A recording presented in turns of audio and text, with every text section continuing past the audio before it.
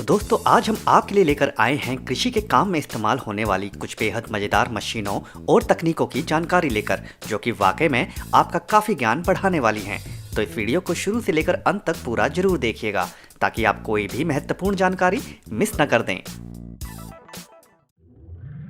विवा स्टिका डिएंड्रिया grep wine बहुत से लोगों के द्वारा पसंद की जाती है, तो यहाँ उसके लिए सबसे उच्चतम कोटि के अंगूर के पौधों को तैयार किया जाता है, जिसके लिए इन सूख चुकी लताओं को खेतों से इकट्ठा किया जाता है, जिसके बाद इन्हें फैक्ट्री में पहुंचा दिया जाता है और एक खास मशीन की सहायता लेते हुए इन लंबी टहनियों को एक पूरा साबुत टहनी के रूप में साफ कर लिया जाता है।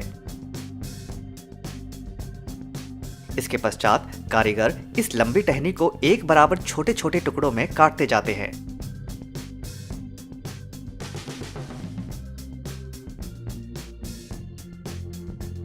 और जिनके छोटे छोटे बंडल बनाकर रखे जाते हैं। इन बंडल्स को एक खास घोल में डालकर इन्हें परजीवियों से मुक्त कर दिया जाता है और फिर काम शुरू होता है ग्राफ्टिंग करने का। यहाँ उच्चतम कोटि के पौधे की टहनियों को टहनी की गांठ के ऊपर से काटा जाता है, लेकिन इनकी लंबाई काफी कम होती है और इन्हें भी घोल में डालकर साफ कर लिया जाता है। फिर काम शुरू होता है ग्राफ्टिंग का, जिसके लिए एक खास मशीन का प्रयोग किया जाता है, जिसमें ऊपर छोटे टुकड़े को फंसाया जाता है और नीचे लंबे टुकड़े को रखा जाता है और मशीन उस छोटे टुकड़े को लंबे टुकड़े में फिक्स कर देती है और कलम तैयार करने का काम पूरा हो जाता है। इसके बाद इनके सिरों को मोम के घोल में डुबोकर एक आवरण दे दिया जाता है, जिससे इस कलम की नमी बनी रहती है और वह मुरझाती नहीं है। और फिर बारी आती है इन्हें अंकुरित करने की, जिसके लिए उसके ऊपर लकड़ी का बुरादा डाल दिया जाता है तथा पानी का छिड़काव भी कर दिया जाता है। और जब 2-3 हफ्तों के बाद इन्हें निकाला जाता है तो यह अंकुरित हो चुके होते हैं और जिन्हें साफ करके पुनः मोम के घोल में डालकर आवरण प्रदान कर दिया जाता है नमी को बचाए रखने के लिए।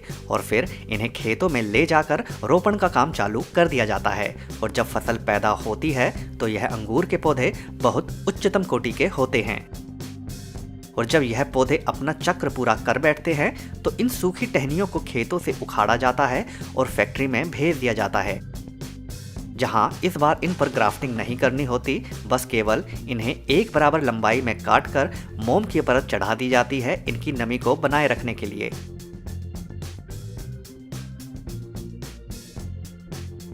और फ्रीजर में डाल दिया जाता है और फसल लगाने के समय इस्तेमाल कर लिया जाता है।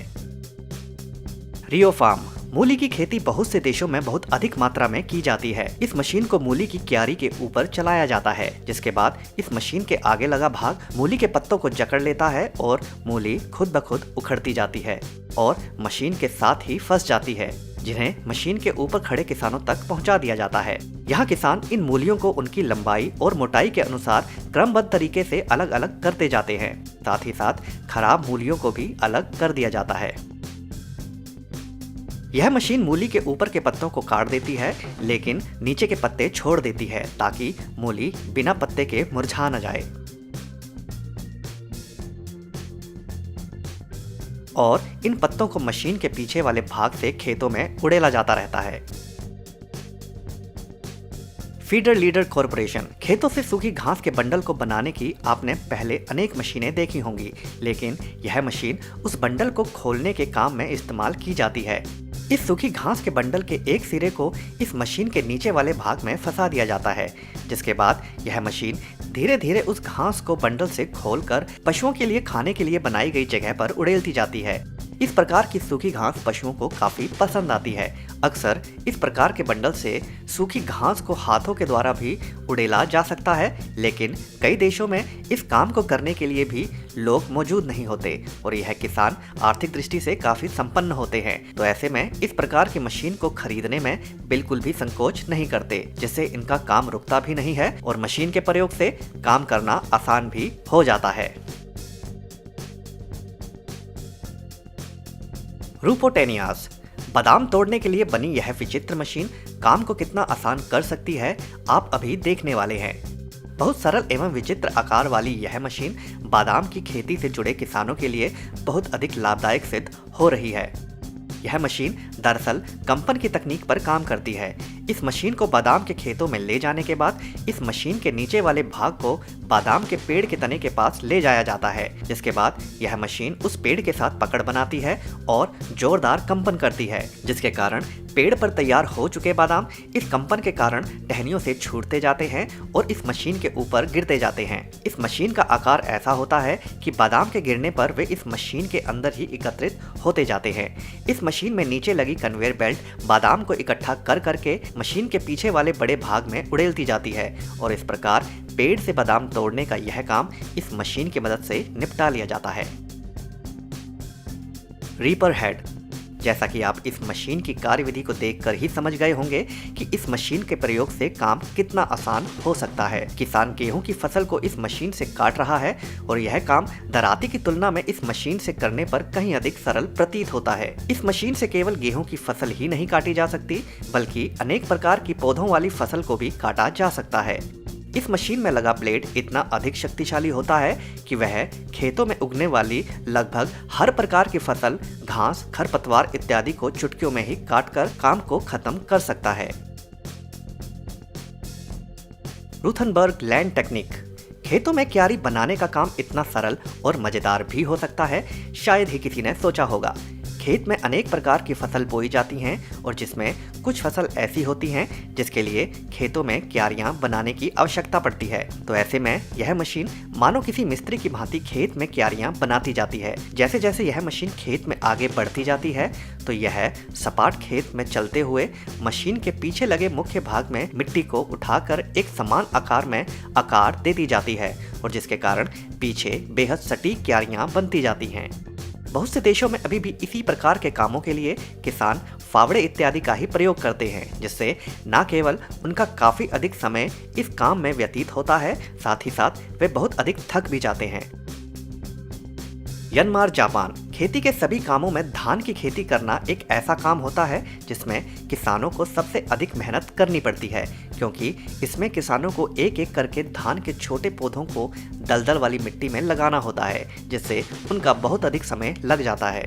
तो वहीं जापान द्वारा बनाई गई यह मशीन उसी काम को मानो चुटकियों में ही निपटा देती है।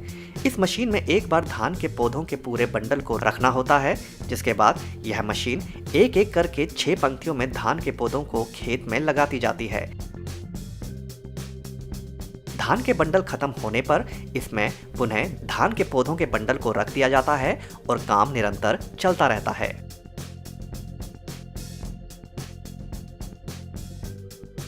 एग्रो मिलोरा ग्रुप। इस जबरदस्त मशीन को संतरों के बगीचे से संतरों को तोड़ने के काम में इस्तेमाल किया जाता है।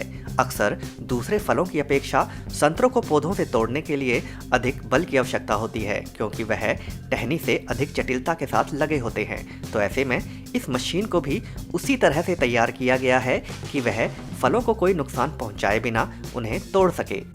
इस मशीन के अंदर वाले भाग में छोटे छोटे गोल गोल पाइप्स लगे होते हैं और निरंतर कंपन करते रहते हैं। जैसे ही यह मशीन उस संतरे के पौधे के ऊपर से गुजरती है तो यह मशीन उस पौधे को जबरदस्त तरीके से झकझोर देती है, जिससे संतरे टहनियों से झड़ जाते हैं।